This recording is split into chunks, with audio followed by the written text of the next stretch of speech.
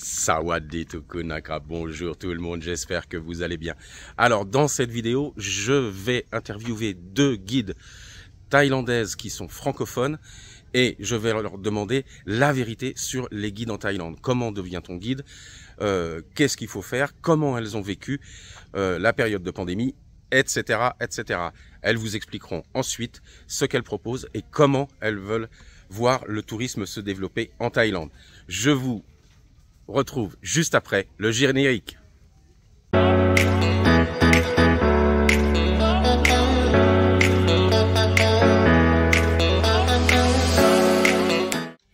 Alors voilà, elles sont arrivées, Kawin et Jackie. Nous sommes en même temps interviewés par des enfants, donc des étudiants qui sont en Mohawk. Ça veut dire c'est la terminale en français, en France. Donc elles sont interviewées parce qu'ils étudient le français. Donc, à tout de suite. Alors, Kawin et Jackie, depuis combien de temps êtes-vous guide? Moi, combien? Plus que 10 ans. Plus que 10 ans? Pour moi, c'était 2017. 2017. Donc juste avant, 2 ans avant la pandémie. Et comment ça se passait il y a 10 ans et il y a 5 ans avec les touristes?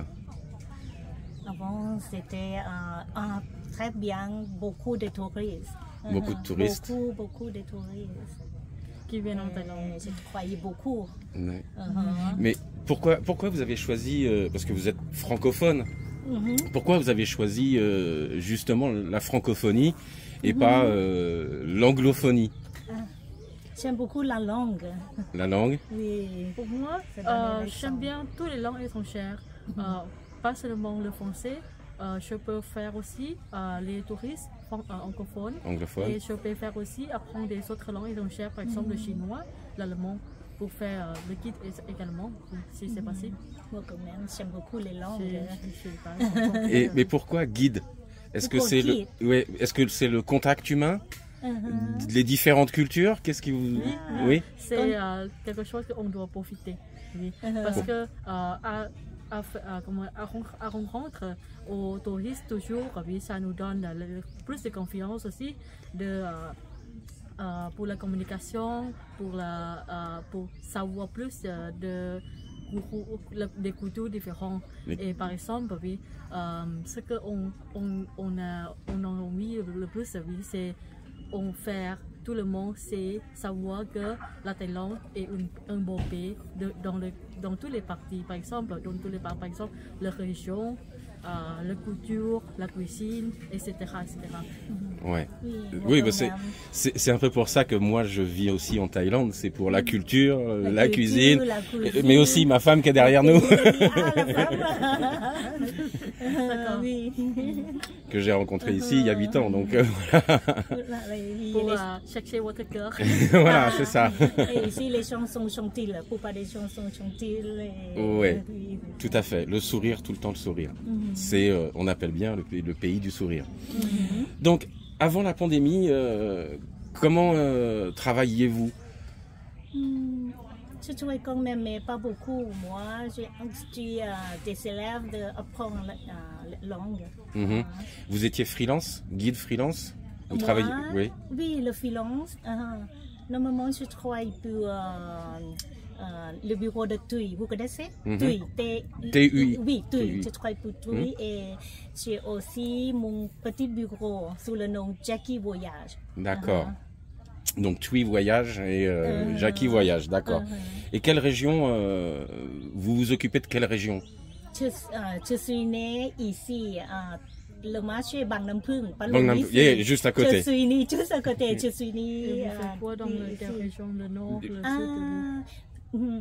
Je suis née ici, mais je restais ici jusqu'à 2 ans quand j'étais tout petit. D'accord. Et après, mon père, il a construit la maison à la province Samut Prakan. Samut Prakan, oui. Samut Prakan. J'habite Samut Prakan. Oui, j'habite Samut Prakan. D'accord. Et vous faites visiter quelle région particulièrement? Partout. Partout. Pour moi, je travaille dans la zone de Bangkok et après au salon de Bangkok. Et quand même pour aller au nord et au nord-est. Au nord-est, en Nissan. D'accord. Donc vous faites Bangkok, Ayutthaya, Sukhothai, toutes les Kanchanaburi, toutes les très belles régions du nord. Khao Sok. Mon préféré c'est Khao Yai. Pour moi, j'aime bien Khao Yai également pour j'étais petite, oui, je suis allée là-bas, oui, avec ma famille, oui, presque toute l'année. Mais fait comment, oui, parce que moi j'ai vécu un an juste à côté de Nakhon Nayok, Banna, donc et j'ai travaillé Banna. Et j'ai beaucoup de mes anciens élèves parce que j'ai travaillé là-bas pendant un an et vécu un an là-bas. Donc c'est pour ça que. Elle a une terrasse et ben, ma femme, ses parents qui habitent là-bas, donc.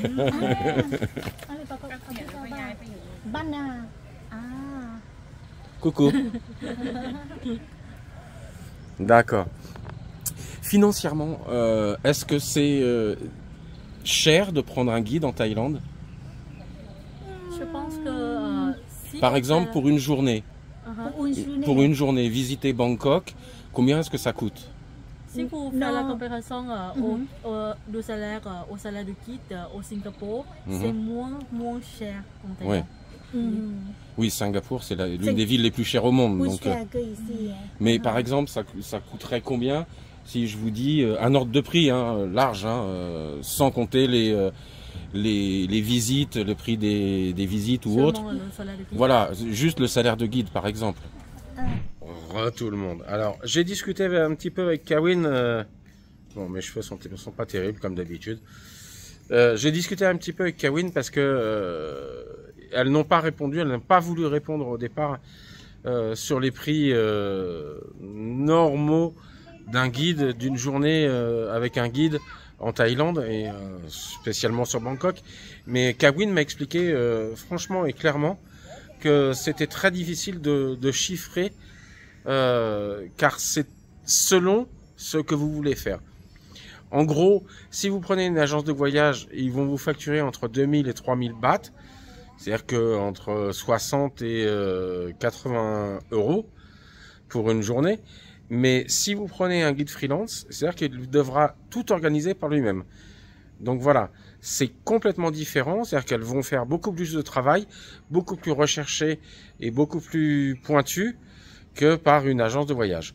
C'est pour ça qu'elle me dit qu'elles sont un petit peu plus chères. C'est de 2800 à 4000, 4500 bahts la journée, selon le programme que vous voulez, selon le nombre de choses que vous voulez visiter. Voilà, c'était la chose que je voulais préciser maintenant. Normalement, quand on travaille, on gagne à peu près 70 000 et 100 000 bahts par mois. Par mois. On gagne comme ça. D'accord. Oui, parce que j'avais vu ce que je disais à Kawin hier quand on vient de discuter. J'ai vu sur Phuket un reportage télé de la télé française qui a été sur Phuket, qui interrogeait un guide thaïlandais qui était au chômage. Donc, il faisait 75 000 bahts par mois. Dans les mois, il disait en moyenne 75 000 par mois, et il s'est retrouvé avec entre 5 et 10 000 bahts par mois à vendre de la nourriture sur les marchés. Donc c'était très difficile. Par notre expérience, nos amis ils ont dû travailler dur pendant le Covid-19. Ouais. Par exemple, oui, ils doivent devenir, par exemple, une femme de ménage. Quelquefois, un officier, servant officier, officiel, oui. Ou par exemple, oui, elle doit acheter des bouchettes de porc, oui, par exemple, oui, se mettre à travailler sur les marchés et vendre de la nourriture. Ouais. Et vous, qu'avez-vous fait justement pendant la période de Covid? Parce que tu m'avais dit, j'ai hiberné. Oui. T'avais fait les parents. Pour moi, je travaille avec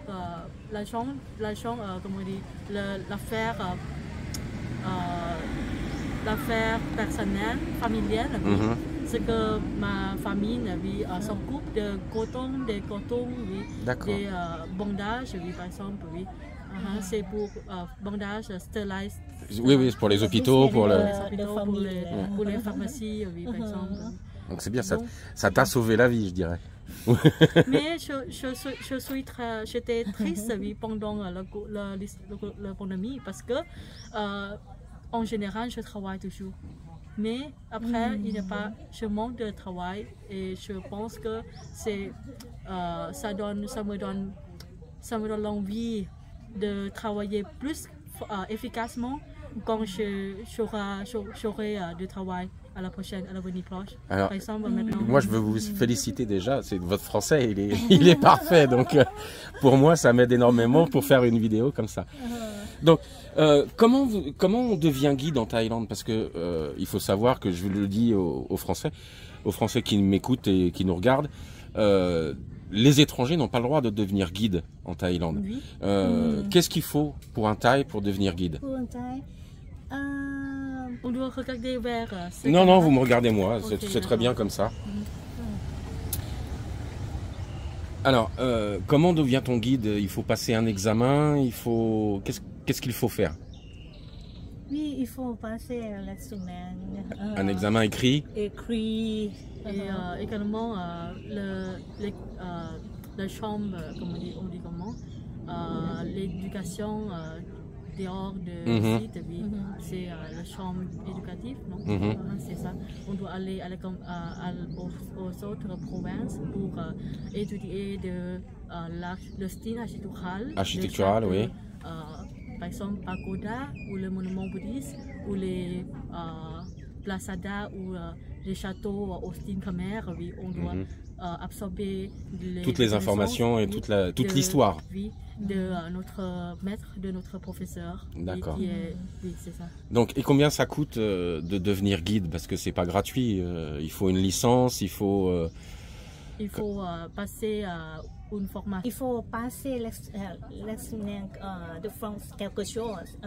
Et on va prendre le permis de travailler. Le permis de travail comme guide. Comme guide.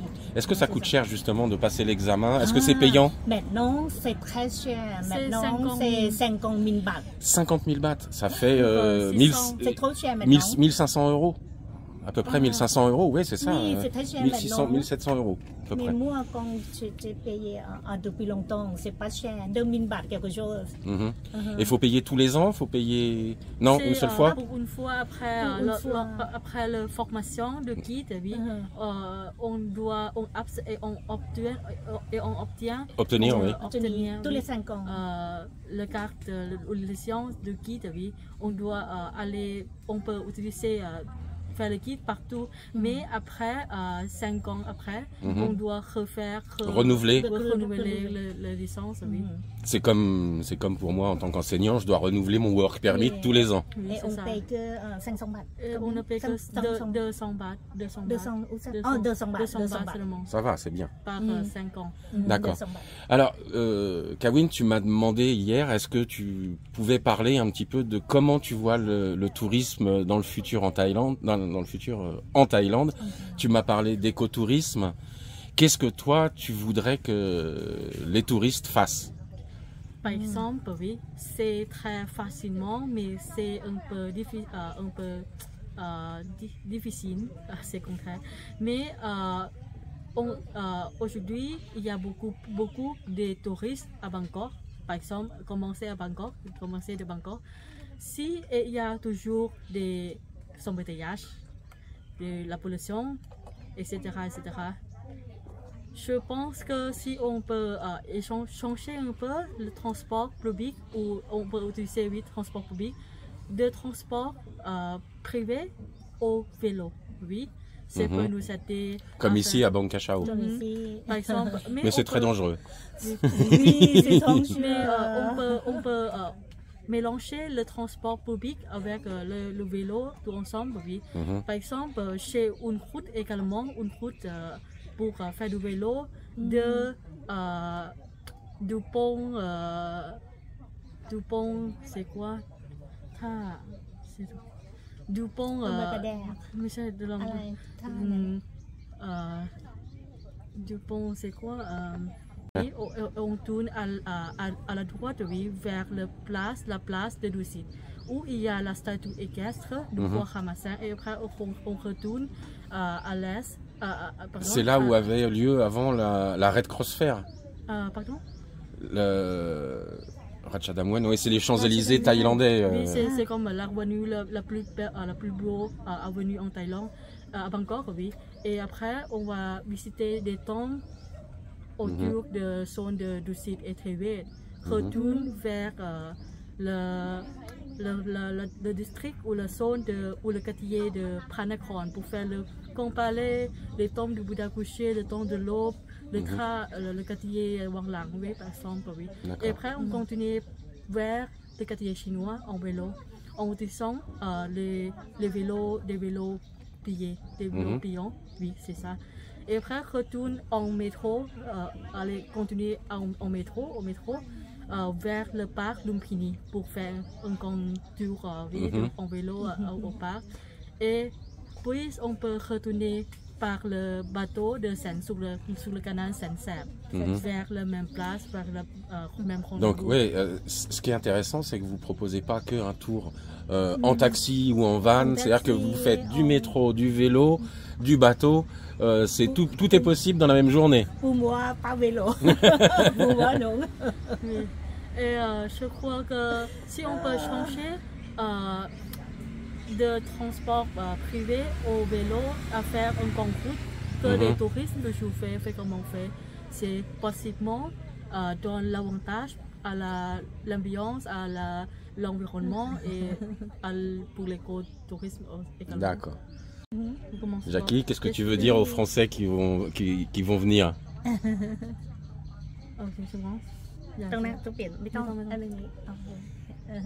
Jackie? Si vous voulez visiter des pays dans l'Asie, n'oubliez pas la Thaïlande. Ici, la Thaïlande est le pays très beau. Il y a beaucoup de mers, il y a des montagnes, il y a les lacs. Il y a tout, absolument, excepté la neige. La neige, oui, quelque chose que vous pouvez absorber, c'est la chaleur thaïlandaise. Et la joie de vivre. La cuisine, d'accord. Magnifique, je peux dire, avec les piments. Épicé. Kawin? Oui. Si vous voulez faire la visite dans des pays en Asie du Sud-Est, si vous n'avez pas encore d'idée, vous pouvez commencer par la Thaïlande, au centre de la péninsule Indochine, oui. Et c'est un consent qu'on appelle de tourisme en Asie du Sud-Est également. De Bangkok, de Thaïlande, vous pouvez faire visite la Laos vers le nord-est de la Thaïlande. Et puis, continuer vers au Vietnam et retourne à la Cambodge et rentrer en Thaïlande à l'est, extrêmement l'est de la Thaïlande, par exemple. Et pour quelqu'un qui veut aller voir des zones plus tropicales, la Thaïlande se trouve dans la zone tropicale, oui. Donc, si vous aimez bien l'observation des oiseaux, oui. En Thaïlande, il y a beaucoup plus de millions d'espaces des oiseaux à faire l'observation, pardonnez-moi. Et je sais bien, oui, pendant le Covid-19, oui, tout le monde doit subir de la quarantaine, de la quarantaine, le monde de travail, oui, de travaux qu'en général travailler, généralement travail. Alors, donc, ce qui est bien, depuis hier, le masque n'est plus obligatoire. Au 1er juillet, il n'y a plus besoin de Thailand Pass, il n'y a plus besoin de rien, tous les touristes peuvent venir. Je pense que ça va vous aider, ça. Oui. Comment on dit, le campagne pour la promotion du tourisme en Thaïlande, oui. on ne doit pas mettre le masque et on peut omettre le passe-taille ou la taille basse, oui. Et oui, j'ai entendu qu'il y a des nouvelles que le visa tourisme devient omis également, oui. Oui, ils veulent étendre pour les visas touristes. Alors, c'est la dernière vidéo, je vous la remettrai dans la description aussi, et je vous mettrai les adresses mail de Kawin et de Jackie, ainsi que la page Facebook de Kawin et de Jackie. Comme ça, vous pourrez les contacter pour, si vous voulez, un petit peu vous promener avec elles. Voilà, je vais finir cette vidéo ici. Alors, comme vous voyez, on porte toujours les masques. Je tourne la caméra vers moi. Voilà, je vais vous dire au revoir pour cette vidéo. Je vous remercie d'avoir suivi. N'oubliez pas de vous abonner si ce n'est pas encore fait, de mettre un pouce bleu et bien sûr de partager dans vos réseaux sociaux. Je vous dis au revoir. Sawadee krap. Bye bye. Sawadee krap. Bye bye. Bye bye. Sawadee krap.